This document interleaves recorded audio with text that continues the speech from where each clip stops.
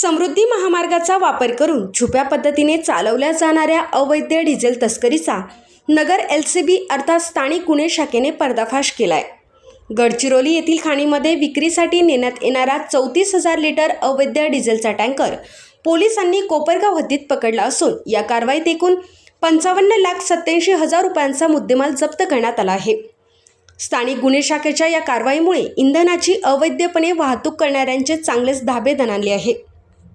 अहिल्यानगर स्थानिक गुन्हे शाखेचे पोलीस निरीक्षक किरण कुमार कवाडी यांना गुप्त बातमीदारांमार्फत माहिती मिळाली होती की टँकर क्रमांक MH43BP 5085 यामध्ये विविध पेट्रोल पंपांवरून बेकायदेशीररित्या डिझेल भरून ते गडचिरोली जिल्ह्यातील सुरजागड येथील खाणींमध्ये विक्रीसाठी नेले जात आहे। या माहितीच्या आधारे पोलिसांनी समृद्धी महामार्गावरील पोल क्रमांक 520 जवळ सापळा रचून सदर टँकर थांबवला आणि धक्कादायक प्रकार समोर आला। पोलीस उपनिरीक्षक दीपक मेडे आणि त्यांच्या पथकाने सापळा लावला असता संशयित टँकर महामार्गावरून येताना दिसला। पोलिसांनी तातडीने टँकर अडवून चालक महादेव वचिष्ठ डांगे वय 50 वर्ष राहणार नेरूळ नवी मुंबई याला ताब्यात घेतले। पुरवठा अधिकारी अमोल फोपसे यांच्या उपस्थितीत चौकशी केली असता चालकाने हे डिझेल परवाना नसताना विक्रीसाठी नेत असल्याची कबुली दिली।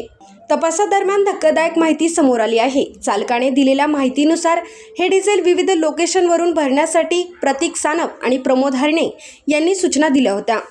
शहापूर खर्डी रोड आणि स्टेट हायवे 44 वरील पेट्रोल पंपांवरून हे डिझेल भरण्यात आले होते।